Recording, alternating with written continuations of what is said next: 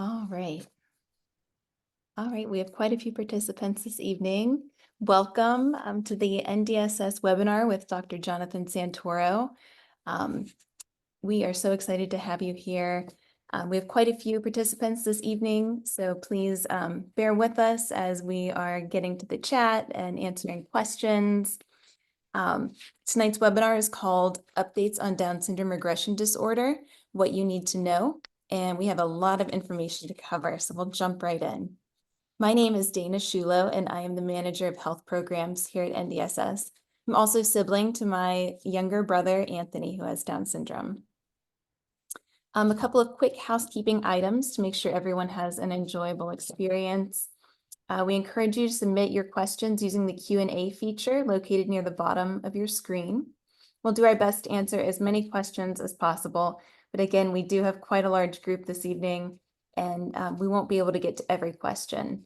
So remember, when you're submitting your questions, please do not submit any personal health information or names so that we can be respectful of everyone's privacy. If your question does not get answered this evening, please send it to health@ndss.org, and we will get back to you as soon as we're able to via that channel. And you can find that email address written in the chat box. This is important. This webinar is being recorded, and this recording will be sent out to everyone who registered within 1 week.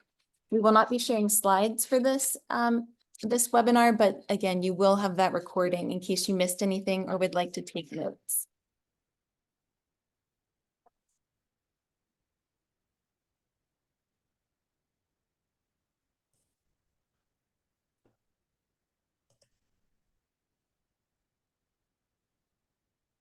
Founded in 1979, the National Down Syndrome Society's mission is to empower individuals with Down syndrome and their families by driving policy change, providing resources, engaging with local communities, and shifting public perceptions.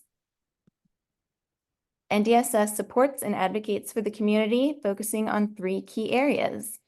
We offer a 1-800 helpline, an info email box that anyone can reach out to at any time. We also develop resources and information covering birth to end of life on all topics, including education, employment, health and wellness, aging, and caregiving that can be accessed through our website. NDSS advocates at the federal, state, and local levels. We develop and improve laws to positively impact individuals with Down syndrome and their families. NDSS also offers scholarships and grants, leads the National Buddy Walk program and Times Square video presentation, runs the Down Syndrome Ambassador program, and hosts fundraising events throughout the year. Our health and wellness team, along with close guidance from the top experts in Down syndrome, are continually creating health-related resources for the community, which we share on our website, and guidebooks, which are also available to download for free on our website. We frequently collaborate with our policy team to participate in health-related advocacy at the state and federal levels. Our team also shares the 3-2-1-GO Healthy Living program to encourage physical activity, good nutrition, and emotional wellness specifically for individuals with Down syndrome. One NDSS resource that is especially important to tonight's topic is the Down Syndrome Regression Disorder Checklist, which Dr. Santoro actually created with our team, which families can fill out and bring to their physician. This will be discussed more later, but you can access it for free at the link in the chat. If you'd like to learn more, we will add additional links to the chat to visit our website and register for our Adult Summit, which brings me to our Adult Summit. It is our annual conference focused on adulthood issues for ages 14 and up for individuals with Down syndrome and their families and caregivers. This year, we are headed to the West Coast. We'll be at the Westin in Costa Mesa, California, and that'll be November 14th through the 16th. We'll have session topics on a variety of session topics, including health, finance, research, advocacy, employment, education, and of course, self-advocacy, with tracks that focus specifically on individuals with Down syndrome. You can get your tickets today to the Adult Summit at the link that you see there.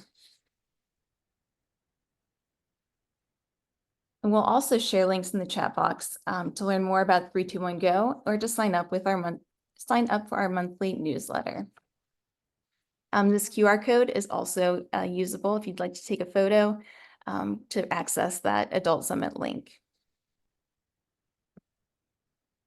And now I would like to introduce our speaker, Dr. Jonathan Santoro. Dr. Santoro serves as the director of the Neuroimmunology and Demyelinating Disorders program at Children's Hospital, Los Angeles. He's also an assistant professor of neurology and pediatrics at the Keck School of Medicine at the University of Southern California. Dr. Santoro has published well over 80 peer-reviewed manuscripts and is one of only a handful of national clinician scientists who treats neurologic disorders associated with Down syndrome. He has clinical research expertise in inflammation as it relates to cerebrovascular disease like moyamoya and neurocognitive disorders, such as Down syndrome regression disorder. Thank you so much for joining us tonight, Dr. Santoro. Please feel free to begin your presentation as soon as you are ready. Thank you so much, Shannon. Thank you, the National Down Syndrome Society, for having me. This is becoming one of the annual traditions I look so much forward to because there's so many updates that we have each year. So with that, I'll get started. I don't want to delay anything. I know it's a little bit later on the East Coast than it is out here on the West Coast, but as Dana mentioned, I'm John Santoro. I am based out of Children's Hospital, Los Angeles and USC. And this evening, we'll talk about many things, but obviously the big focus is going to be on how chromosome 21 is related to autoimmunity, what the causes of regressions are in persons with Down syndrome, what the symptoms are, and we'll try to show some instructional videos on that. What are the symptoms of DSRD specifically? And then really we'll spend a lot of time talking about the neurodiagnostic studies and what is the role of EEG, MRI, and certainly lumbar puncture in the diagnosis and selection of treatment for this.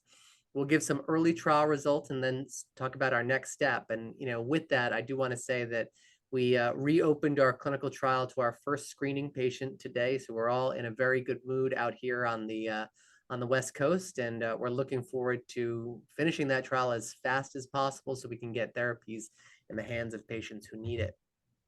So very quickly, we'll just take a kind of a backtrack to why do people with Down syndrome get all of these autoimmune and immune regulation problems? Well, we know that individuals with Down syndrome have an upregulation because of their extra chromosome 21 of interferon receptor genes. And we think that this explains a lot of the abnormal immune activation that we see in individuals with Down syndrome. And this can manifest as anything. It can manifest as higher rates of autoimmune diseases across the board, increased risk for infection, and potentially a higher risk of neurologic disorders. And the analogy that I think many of you have heard me use at this point is that individuals with Down syndrome, instead of having a hearing aid listening to what's going on in their body, they actually have something more like a satellite dish. They have 50% more of a response to things like stress, infection, things of that nature, which explains why the immune system is so dysregulated.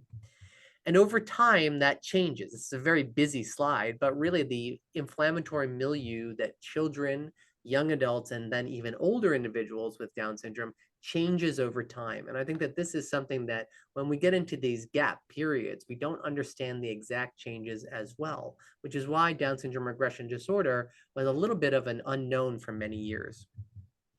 When we look at things that cause immunity, I think this is probably one of my favorite slides that I've repurposed from the Linda Cernick Institute team, is that individuals with Down syndrome are increased risk for autoimmune disorders, but even the types of cancer that they get are immune cell-based cancers, like leukemia, lymphoma. These are based off of the immune signals. And I think that this is very telling of kind of the level of immune dysregulation, not just affecting individuals who develop autoimmune conditions, but also everything down to the cancer risk that we see so often in this population. So let's get to regression. Regression can mean anything. It means the loss of previously acquired developmental skills. And obviously that can be and is supposed to be very broad. This can include anything, activities of daily living like going to the bathroom independently, dressing oneself, eating independently, language, motor function, and social interaction. And the key piece here is that you can have regression, but not have it be Down syndrome regression disorder. And so really our job as doctors is to figure out what is the cause of each individual's regression. With that, there can be many causes. And I think that the goal here is to figure out as rapidly as possible, is this a medical cause of regression or is this something else? And timing really does matter. I think what we see most frequently in individuals with Down syndrome regression disorder is that the symptoms come on fast. They're acute or subacute, often occurring over a period of weeks. And then, usually patients will kind of subtly get down to a nadir of their symptoms before potentially improving. A question we get all the time is regression common? And the short answer is we still don't know. We were venturing guesses that about 1% to 2% of the total population of persons with Down syndrome may experience this condition. But, in the literature, we've only had a name for this disease, or a unified name for this disease, for the past 2 years. So my suspicion is that there's a lot of people out in the medical literature and out in the community who have a diagnosis of late onset autism or early onset dementia, which, at the time fit because there was no better terminology for what Down syndrome regression disorder exists at in the middle of all of that. And many things can cause it. We're going to talk a lot about the immune system tonight, but there can be double, genetic hits on an individual. There can be other neurologic disorders that are not regression that cause this: pain, stress, psychiatric disease, hormone imbalance, environmental triggers or stressors, and nutritional imbalances all can cause or mimic a phenotype that looks like Down syndrome regression disorder. So if we look at the timeline across the age span, we see that there's many different causes of regression. There can be epileptic regression, infantile spasms, autistic regression that we see. We see Down syndrome regression disorder a little bit after that, often in the second decade of life, between 10 and 30 years. Alzheimer's disease could be thought of as a certain type of regression. And certainly you can have systemic causes for regression. This might be that the thyroid is abnormal, and the first tip off that that may be the case is that there's a regression of developmental skills. But we'll really only focus on this middle area. I mean, I could do a 7-hour lecture for you guys on all of the neurologic causes of regression, but we're going to focus on DSRD in the middle here. So first, we'll talk about clinical manifestations. And I think that this has always been one of my favorite slides. This is a patient drawn by a patient who has lost the ability to communicate verbally, but wrote on a flashcard to their mother, "Call 911, help, call 911, I heard, I heard." And I think that this is so representative of the individual with DSRD who's inside but can't get the words out to communicate what their wants and needs are. So when we're talking about the symptoms of DSRD, they're sudden and they're dramatic. Usually this is occurring over days or weeks. So this is an otherwise well-functioning individual who just suddenly, quite, without precedent, will fall off a cliff. We can see that there's a preceding stressor in about 50% of cases. So this could be a new school, it could be getting bullied, it could be parents getting a divorce, moving to a new house. I mean, we can even have, we've had a few situations where a medical procedure actually tipped it off, just the stress on the body from that. We're talking specifically about patients about 10 to 30 years old. So while we do think that regression can exist outside of these realms, for our research purposes, we're really focused on a very narrow range there. And that's really to avoid the diagnostic overlap with autism on the lower end, so children less than 10, and Alzheimer's disease as you approach north of 30. The 8 core symptoms we have over on the right-hand side over here: insomnia, difficulty falling asleep, catatonia, muscle stiffness, or a difficulty moving. We'll show some examples of that on the next slide. Encephalopathy, or an altered awareness. These are, individuals who are staring out the window and will do so for hours, oblivious to what is going on around them. We'll see an uptick in obsessive compulsive thoughts. And this is not touching the doorknob 100 times before you leave the room. This is really ritualized behavior, mental perseveration, mental rigidity, just really becoming obstinate when it comes to doing any type of task. We see that there's new autistic features. So there's poor eye contact, less emotions, apathy, or a lack of interest in what is going on around them. In some individuals, particularly our young males, we'll see psychosis, agitation, hallucinations, and delusions. We'll see bradykinesia, or a real slowing, freezing associated with abnormal walking. And this looks almost like somebody has Parkinson's disease. They just cannot initiate movements, and even when they are walking or doing something, it looks like they're stuck in the mud.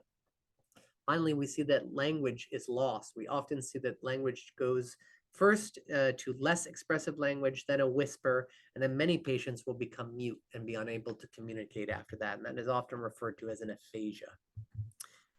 This condition is not new. This was first reported in 1946 in about 20 institutionalized individuals with Down syndrome. And so, we've known about this disease for a very long time, and we've not really moved the needle on what this condition is or how to treat it for that time. So a lot of the data that I'll present tonight has really been accumulated over the last 5 years, which hopefully will tell you how fast we're moving as a community to figure this thing out and then get some treatments for it. These are some examples of catatonia.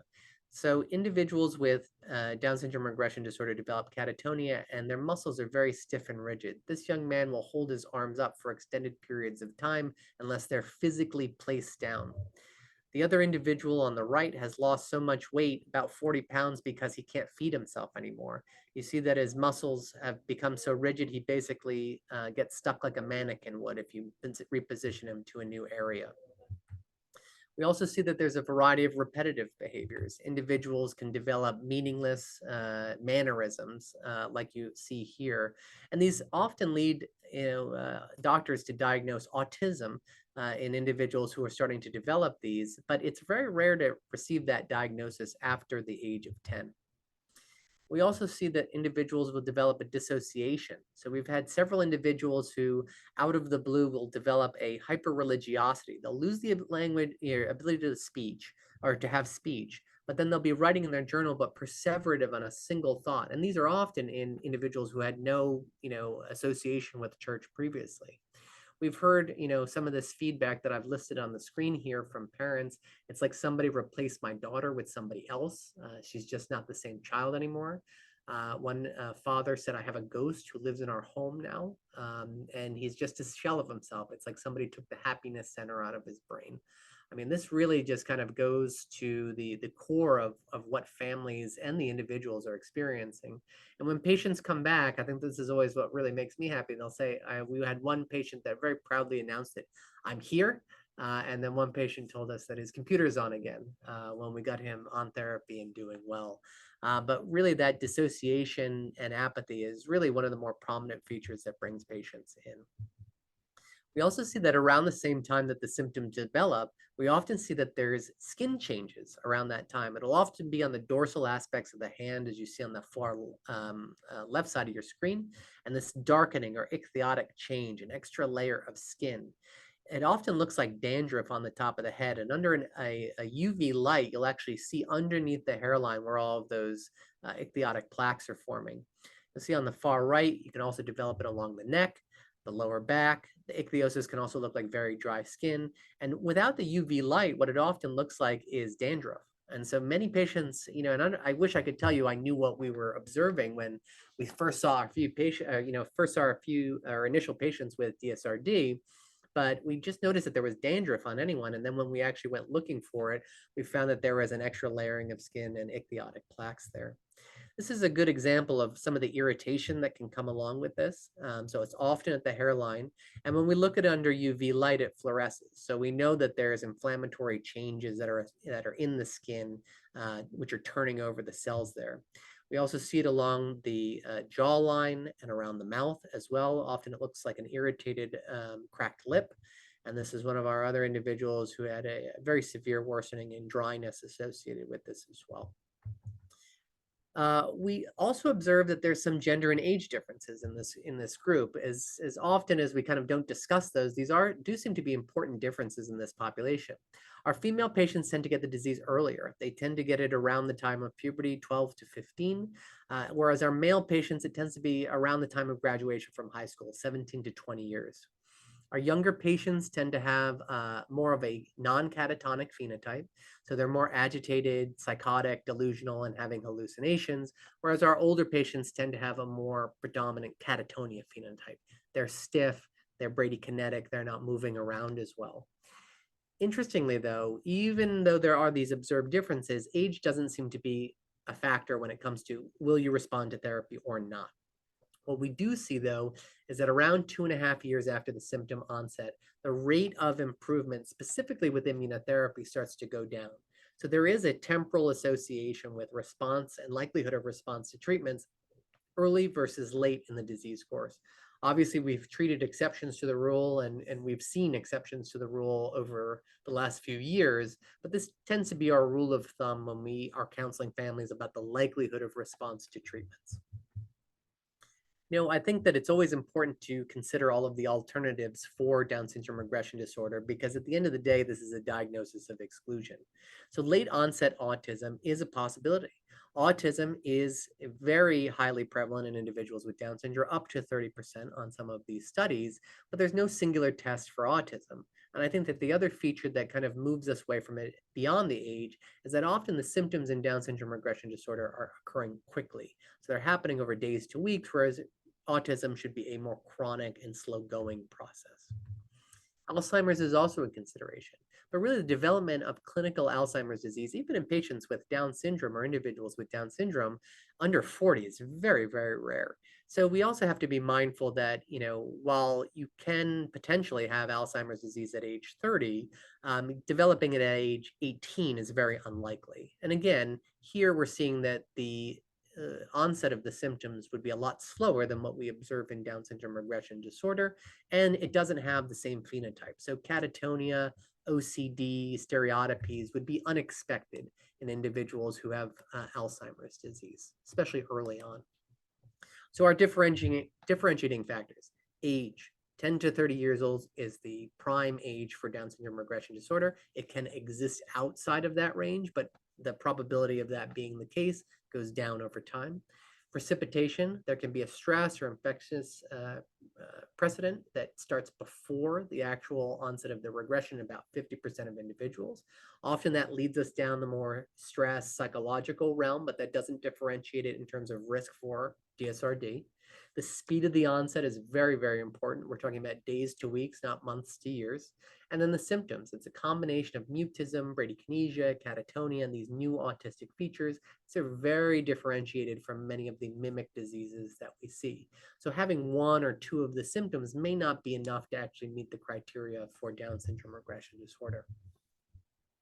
So we'll spend some time talking about our diagnostics and the testing that we do for individuals with DSRD.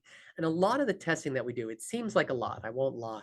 But really, because this is a diagnosis of exclusion, we have to be very thorough and very comprehensive for when we go through the process of trying to find if there's another explanation for these symptoms. Our old approach was very conservative. It was tiered. You come into the doctor the first time, they order tests. You come back 6 months later, the tests are normal, you get an EEG or you get an MRI. You go back 6 months later, and really the diagnostic journey was taking 2 years to get all of the testing that was needed.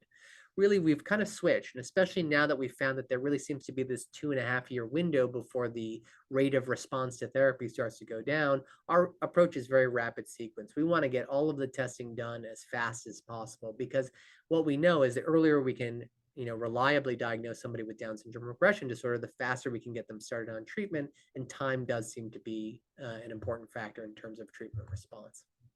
So why do we make the diagnosis? It's complicated, but it's a combination of blood work to rule out metabolic, gastroenterologic, nutritional, infectious, and some inflammatory disorders. An MRI helps us look at the anatomy of the brain. It helps us look if there's stroke, inflammation, or other causes that could explain the regression. EEG is used to determine if there's seizures. Often we're just looking to see if the EEG is slower, which indicates cognitive dysfunction. It's always helpful if we have an old EEG prior to that to compare to. And a lumbar puncture. This is a spinal tap. Spinal taps sound very scary, but they're actually a very ho-hum procedure. But it allows us to go past the blood-brain barrier in order to sample cerebrospinal fluid or the fluid that goes around the brain to truly tell if there's inflammation present or not. Just to go back one slide, I will say that question that we get all the time is, do I need the lumbar puncture? You're going to be getting an answer from a neuroimmunologist tonight, so take it with a grain of salt, but yes, yes, and yes. The most important test we get is the lumbar puncture. The reason for that is I can't tell what's going on in the brain by testing just the blood. We have this thing called the blood-brain barrier. It's why every time you get sick with the virus, you don't develop meningitis right after that, is this barrier keeps everything out. A lumbar puncture helps us go past that barrier sample the fluid around the brain and the spinal cord directly, and then look at it under the microscope to detect if there's actually inflammation present or not. When there is an abnormality in the cerebrospinal fluid, the rate of response to immunotherapy approaches 100%. So it's a very important test to know and have the results for before starting on immunotherapy, which can change the results of that. And when we're getting the testing, we go broad, right? This is still a diagnosis of exclusion. We're looking at psychiatric, neurologic, immunologic, all these different factors. But what we found is that when we started to test for all of these different things, we found that there was hit rates on different types of testing that could be predictive of disease. And I will say this is some of our new data that we will have in review right now, is that the timing of the testing matters as well. Your rate of abnormality on blood cytokines or blood inflammatory markers, EEG or electroencephalogram, and the MRI, or excuse me, and the cerebrospinal fluid go down over time. So at a year, your rate of detecting an abnormality is 50% less, and that goes even further down for things like cerebrospinal fluid. When you get past 36 months, the rate that you're going to actually find what you're looking for is probably less than 10%. What we see conversely is that MRI actually gets more sensitive over time. So we see that the MRI continues to change and evolve and is actually the least sensitive in the very beginning when we get the diagnosis. So it's an important thing to remember because we often get all of the testing at one time point, but MRI may become more sensitive with time. When we look in the serum or the blood, we find that there's a few biomarkers that pop up here and there. So anti-nuclear antibody, C3 or complement 3, erythrocytementation rate, cytokines, and ferritin seem to pop up repeatedly. But EEG abnormalities, MRI abnormalities, and lumbar puncture abnormalities are really the most important. And these are the MRI abnormalities we're talking about. These white spots, they're a little bit too big to be incidental findings, and then they're a little bit too small to be classic MS lesions, but we see them a lot. And they're very unusual and unexpected, especially if an individual does not have a history of cardiac disease. So it is important for your neurologist and your radiologist to know the medical history of the individual before they're making an interpretation of the MRI, because everything has to be kind of taken with the past medical history in tow.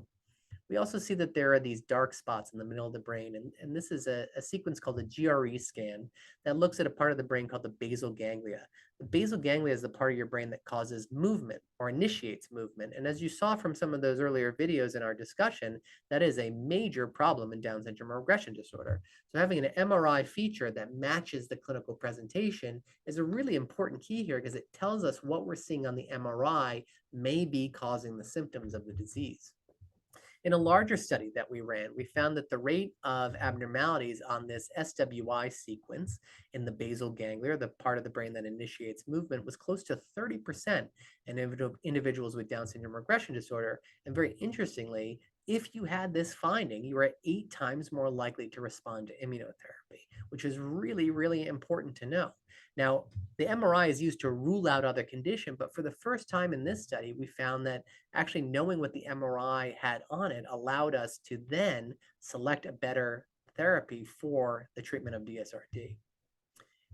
This is a really important feature. We're always looking at other diseases to make sure that we're on the right track. And under the presumption that Down syndrome regression disorder may be related to inflammation and specifically interferon, we took a look at MRIs of individuals with a condition called Aicardi-Goutieres. On a scale of 1 to 10, Aicardi-Goutieres is 10 out of 10. It's the most severe interferon-driven disease that is out there. Individuals with Down syndrome is probably more of a 2 out of 10, 3 out of 10. And when we look at their MRI, so these are 3 individuals with Aicardi-Goutieres syndrome, they actually mirror Down syndrome regression disorder quite closely, even down to the specific area of the brain that's affected, telling us that the signature that we're seeing on MRI in Down syndrome regression disorder is very likely to be related to dysregulated interferon responses. And we know that this changes over time. So we see that this individual, 9 months after the onset of the symptoms, had very small black dots in that area called the basal ganglia. And this is what it looked like 4 years later, essentially doubling, if not 2.5 timesing the prior size of those lesions 4 years prior. So the question that we get from some of these studies and what we know about Down syndrome is DSRD the perfect storm? We have a genetic disorder that predisposes to immune regulation. That's trisomy of chromosome 21.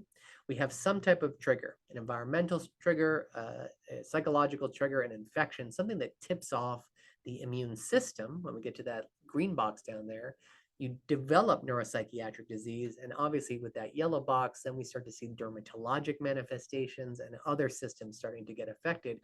And this kind of starts this cycle of immune dysregulation and the perfect storm, so to speak, of DSRD. We've had a very exciting collaboration with the University of Colorado and Linda Cernick Institute that really looked at individuals with Down syndrome regression disorder and individuals without it. Then we compared them to inflammatory disorders, and then we compared inflammatory versus our control group that didn't have inflammation or Down syndrome. And just to put it very simply, red dots are dots that are different, black dots are dots that are the same. And what we see is that when we looked at regression versus individuals with no regression, so neurotypical individuals without Down syndrome, there was a lot of differences. But when we compared individuals with regression versus known inflammatory disorders, that's that far left. These are people with multiple sclerosis, autoimmune encephalitis, all sorts of things that we know are definitive autoimmune diseases. Those black dots increase and those red dots decrease, meaning that those two groups are more similar than the other two. When we looked to see what this was, it was changes in adaptive immunity and immunoglobulin production. These are things that should be happening outside of the body, or outside in the body and not in the brain, but are somehow getting into the brain. We also see that the blood-brain barrier may be leaky. So things that are getting in from the body and may be causing inflammation in the brain as well. So with those diagnostics, we've come a long way for figuring out not only that the symptoms seem to be originating from the centers of the brain that we would suspect that they're coming from, but also on the cerebrospinal fluid and in some of our other serum testing, that there may be abnormalities that are tipping us off that this is a truly inflammatory process. That being said, there's no one singular therapy for Down syndrome regression disorder. This is something where you really need to work with a multidisciplinary team that includes immunologists, neurologists, psychiatrists, Down syndrome specialists to come up with the best and most appropriate treatments for the disease. And because this disease has been looked at from many different angles, there's a lot of therapies that have been attempted or tried in this condition. So antidepressants, antipsychotics, electroconvulsive therapy, and benzodiazepines are all really targeted towards the treatment of catatonia and potentially psychiatric symptoms. Cholinergic agents are things that we use for Alzheimer's disease. Those have also been tried when we had the understanding operationally that this could be early onset Alzheimer's. And then finally, that last group is the one we'll spend the most time speaking about this evening is immunotherapy. And this is really what has evolved the most over the past few years. So in our first study, which just was 72 patients, we looked at the rates of response to immunotherapy. And we found that if you had a neurodiagnostic abnormality, you were 4 times more likely to respond to immunotherapy than if you didn't. So there was, again, something about the MRI, EEG, and cerebrospinal fluid being abnormal that predicted a response to immune treatment. But what we saw was that with IVIG, and we had started IVIG mostly because it was the safest of many therapeutic options to use, we found that not only did patients with neurodiagnostic study abnormalities respond to it, but also the patients, if you didn't have those, were still responding to it at a high rate. They would not respond to immune suppressive therapies, conversely, but everybody seemed to respond quite well to IVIG. When we did a head-to-head comparison, because other individuals will be treated with lorazepam for catatonia, and some patients elect to not be treated, or families elect to not be treated. So this study we'll have in submission very shortly, but it compared the black line, patients who did not get treated, the triangle line, which is patients who were treated with lorazepam or a benzodiazepine, versus IVIG. And the neuropsychiatric inventory is a very comprehensive measure that we use a lot in our studies. And you can see the effect of IVIG over 24 weeks was very, very durable. Lorazepam still improved symptoms, and obviously the group that did not receive any therapy didn't get any better. But we see that there is a nice curve over time to show that IVIG effect continues over time as well. We see the same thing on the Bush-Francis Catatonia Rating Scale, which is obviously designed to treat and assess catatonia.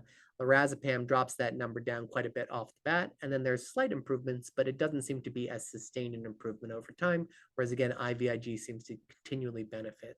And we see the same story play out on the 25-foot walk, or how long does it take you to walk 25 feet? Interestingly, some things get a little worse before they get better. So sometimes when we treat catatonia, for instance, with a benzodiazepine like lorazepam, the actual symptoms of agitation get worse, and we call this phenomenon unmasking.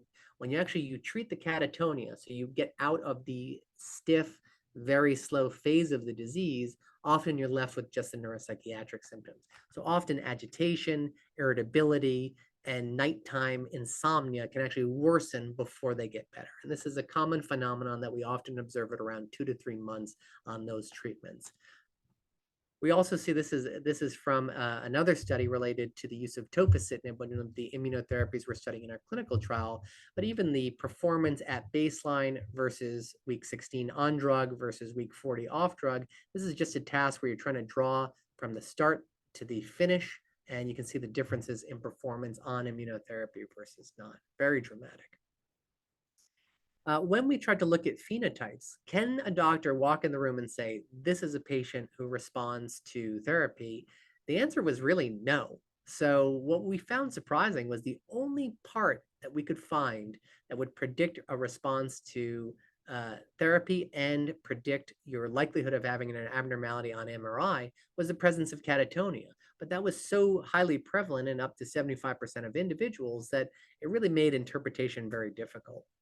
Responses to therapy, again, in this study were very similar, where we found that immunotherapy was very, very effective, particularly for these MRI abnormalities when there was signal abnormality in the basal ganglia or that movement initiation center, whereas when it was not, we saw the opposite. Benzodiazepines, antidepressants, antipsychotics, and ECT were actually more effective in the other group, the individuals that did not have this. So again, we have a variety of different therapies that can be used in different scenarios and can have the neurodiagnostic test help guide you or the physician in terms of selecting which one might be best. When we started patients on therapy, my first thought was, how do we get them off therapy? Because we don't want to have people on treatments forever for no reason.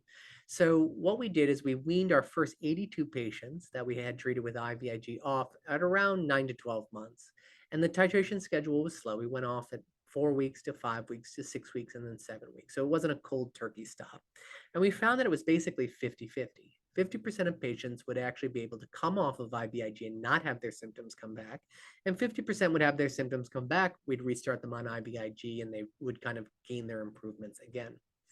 And this is a differentiation on many of the same measures that I already showed you, showing the relapsers versus the non-relapsers. The people who ended up having a relapse essentially went back to where they were before. The people who did not relapse stayed the same or arguably got a little bit better over time.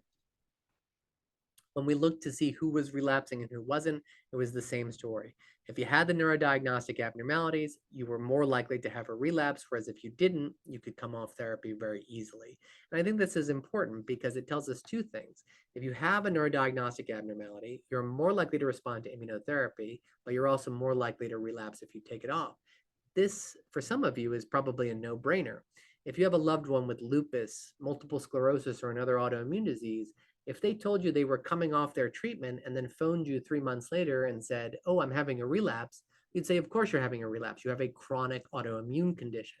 And I think that's probably what we're seeing here with Down syndrome regression disorder is that neurodiagnostic abnormality is actually the smoking gun for having a more chronic inflammatory disease. The good news, when the recurrence of symptoms happened, it happened pretty quick, within 5 weeks. The risk factor, again, was having those neurodiagnostic abnormalities. And the good news is really that even when those symptoms recurred, we could get them back under control in about 6 weeks. For this study, we found that skin conditions, this is something that we weren't really concerned with, but skin conditions got better in 88% of patients that had them at baseline. And this is one of our patients who had some alopecia or hair loss, and then her hair grew back on the trial. This is after just about 6 months on treatment.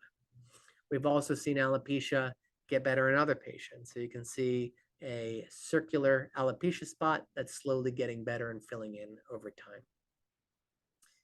The dark patches that I showed you earlier, this is one of our first clinical trial patient. You can see those dark spots on the antecubital fossa or the elbow getting better over time. So this is kind of our current treatment approach. We diagnose DSRD. We start with some of the antipsychotics, benzodiazepines, or antidepressants while we're getting those diagnostic studies. And then really, if you've got an abnormal neurodiagnostic study, there's very strong data to say you need immunotherapy.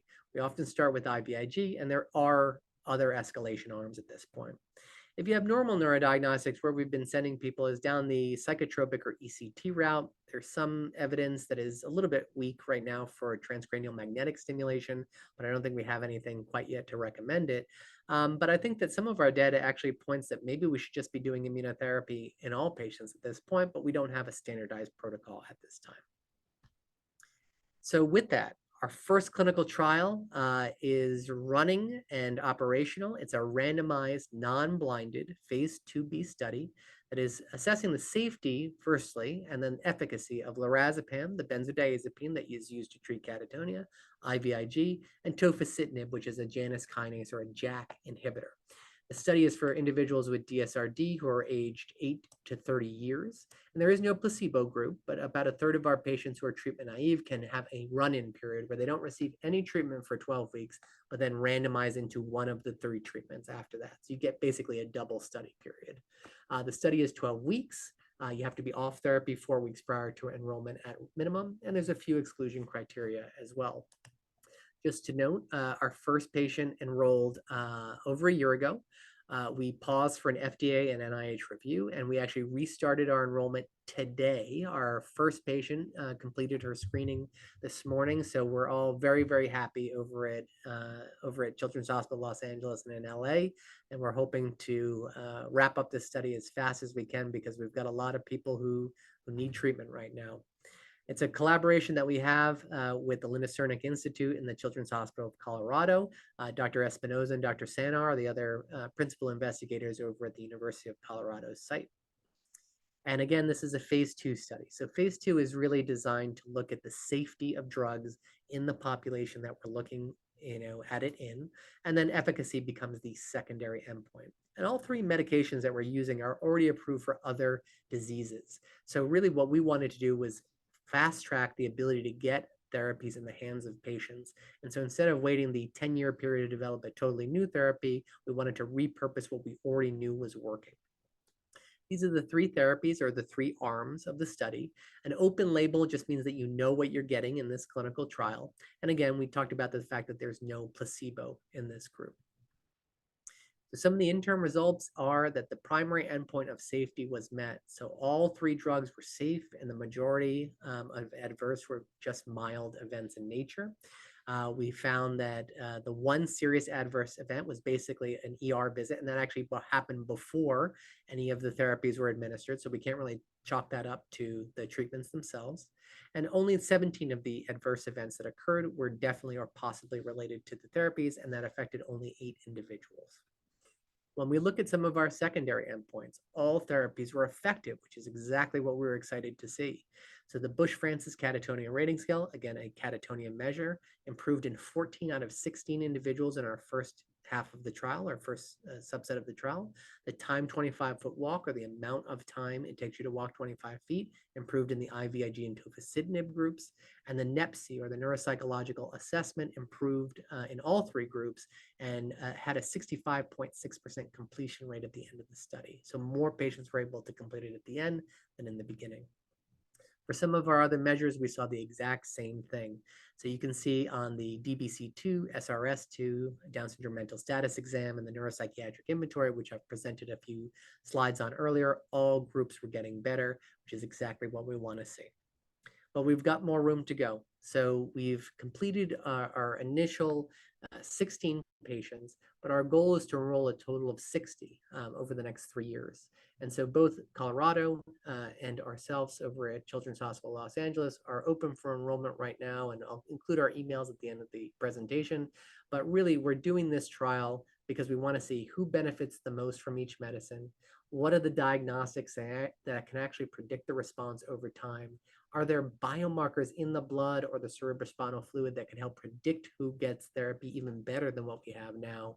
And our ultimate goal is to develop personalized medicine, something that you can go to your doctor and say, I have Down syndrome regression disorder. Here's my profile. And the doctor can say, this is going to be the best therapy for you.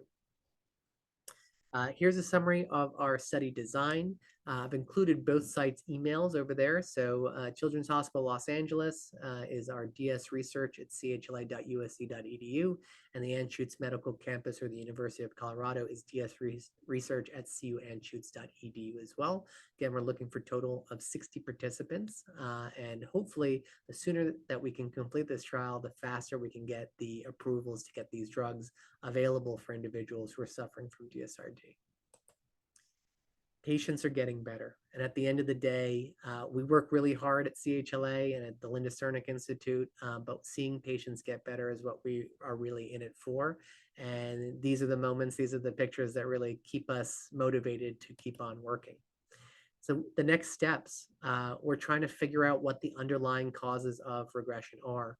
We're looking at things in the blood, things in the cerebrospinal fluid. We're trying to find novel antibodies that could be explaining this. We're looking at whole genome sequencing, methylation studies. That's one of my colleagues, Dr. Saba Javalpour at CHLA, is going to be leading an investigation in that in DSRD very shortly. We're looking for better biomarkers. EEG, MRI, and lumbar puncture may not cut it. We need something more personalized and moving to that next realm. And then really our future is broadening the horizon. You know, DSRD is our first step to try to figure out if there's immune or inflammatory components to a neurologic disease in people with Down syndrome, but we want to keep looking. Might there be similar findings in autism, epilepsy, moya, or even Alzheimer's disease? And I think that we don't know this until we start investigating it. And that's what we're really dedicated to at CHLA and our research program here. A lot of teamwork, a lot of people to thank. There's no way that we could achieve as much as we have in such a short amount of time without really a lot of people working together.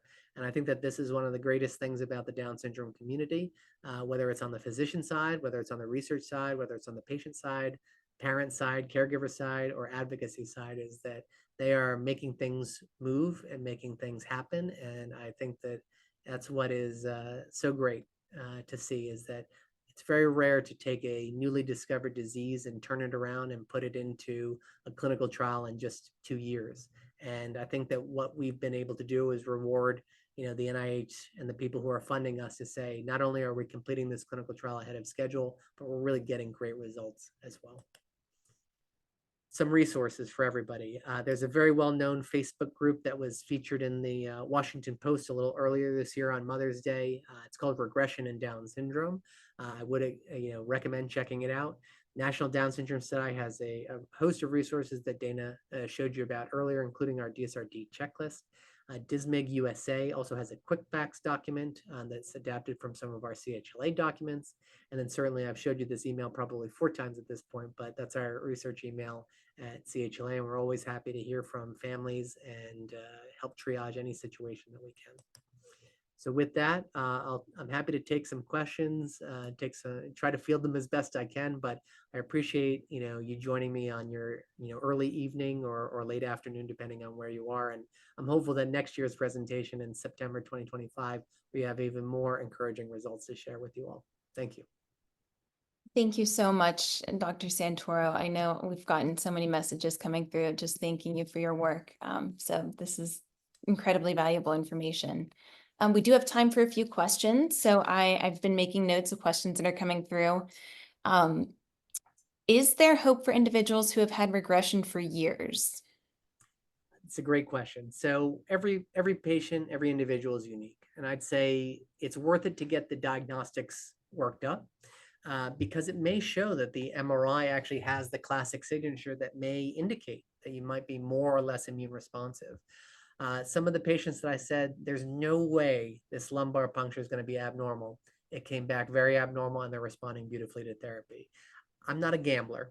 At the end of the day, the rates of response go down, but I definitely take the approach of I'd rather go down with a fight if it were me. But that choice is between the doctor, the patient, and the family. Thank you. How common is Down syndrome regression disorder? We don't know. I'd love to find out. I think that one of the things that we're looking for is to try to get a coding mechanism in place for Down syndrome regression disorder. It's something that we're going to try to partner with the NDSS on, so that way we can track it longitudinally across multiple states, multiple health systems. Our best guess right now is about 1%, 2% of the population, but it's hard because we really just came out with the criteria for this condition 2 years ago. So we're still working on it, but hopefully we'll be able to get some better numbers over time. Right. And would that coding that you're looking to work on, would that make it easier for insurance companies to agree to cover these treatments? It would. So an ICD-10 code is probably the least interesting thing I'll ever talk about, but it's the gateway to billing for insurance, for doctor's visits, and for getting approved drugs covered. So it's a really important thing, and it's definitely an advocacy effort because it's not really research, it's not really clinical, it's not really, something that pharmaceutical companies care about, but it's such an important gateway to get the drugs in people's hands. Absolutely. We've had a few questions. I'm just wondering if there's anything that can be done as preventative. Yeah, so it's a great question, probably, but we're not really sure.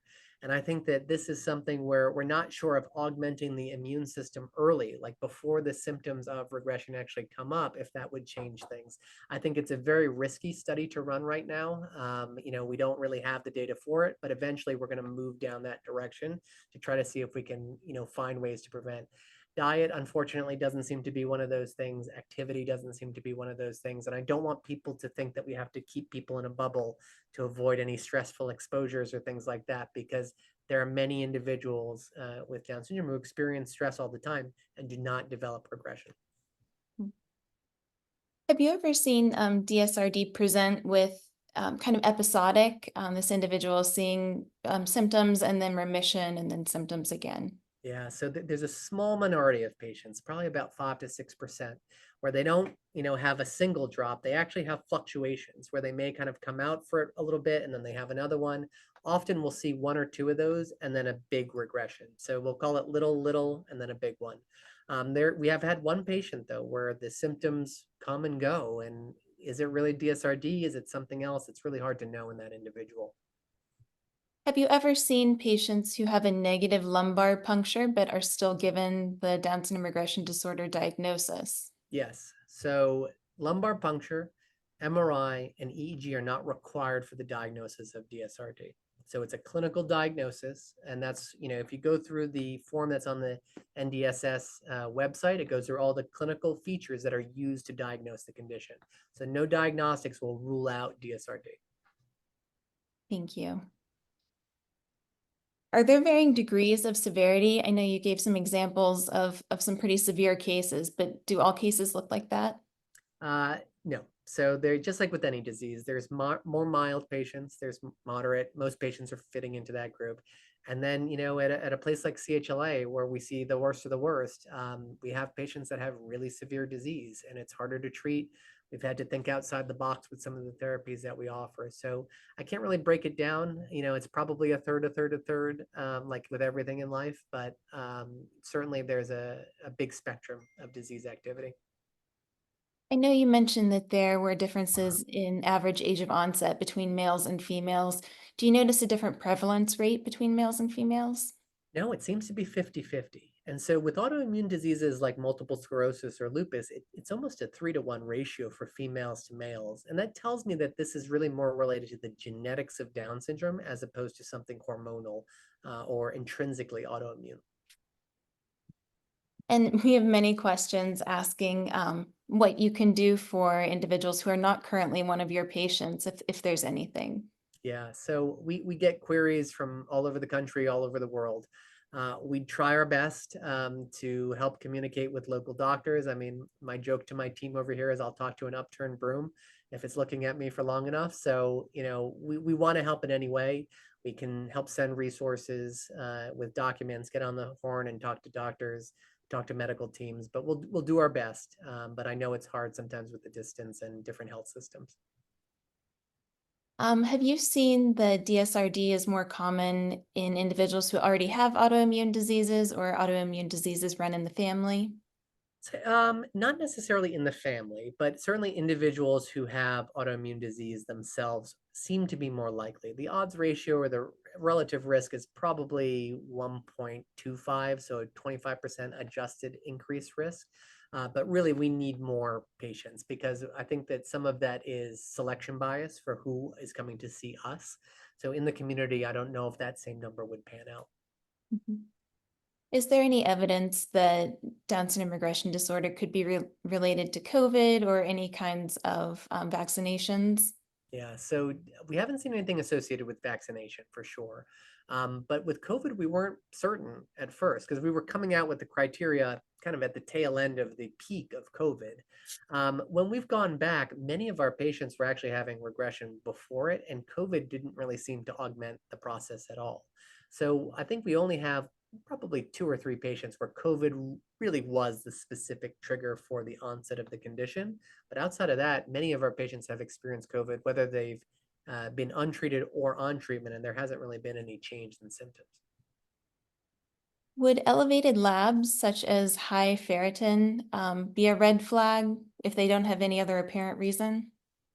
Not that it's a red flag in isolation, but it's about the pattern. So on the blood work, it's not going to be one test that says this is definitely DSRD, but often we're looking at that milieu. Are there multiple different biomarkers that could indicate inflammation that are all elevated simultaneously or lower simultaneously? So the doctors will look at that and kind of make an interpretation based on how inflammatory the profile is. Thank you. We've had several questions that have brought up Coffin-Lowry, and forgive me if I'm pronouncing these incorrectly, Phelan-McDermid syndromes Yes. and PANS and PANDA. Do you see any relation between those and DSRD? Yeah. So yes and no. So the phenotype that exists in Coffin-Lowry syndrome and Phelan-McDermid is very similar to DSRD, but ultimately the genetic predisposition is probably different. So while I think phenotypically they are very close, the actual mechanism is likely a different process. But I think that as we've come a long way in regression in Down syndrome, it's now logical that we start to chase after some of these other genetic predisposition diseases. Pans pandas is a whole kind of different thing. I mean, that's associated with streptococcal infection. The phenotype doesn't match at all. Strep doesn't seem to be a precipitating factor for people with DSRD, so probably less related to that. Is there a place that families can go where they could find a doctor in their area? Or could they ask your group if there's a doctor in their area that has some knowledge about DSRD? Yeah, so you're more than welcome to email us. I will say I don't know doctors all over the country, but we can do our best. The Regression in Down Syndrome Facebook actually has a list of doctors that are in different locations locally that people have had good experiences with. So it's another good resource if you're able to get onto Facebook and check that out. All right, well, thank you so much. I'm going to be respectful of everyone's time. We said we would wrap up by 8.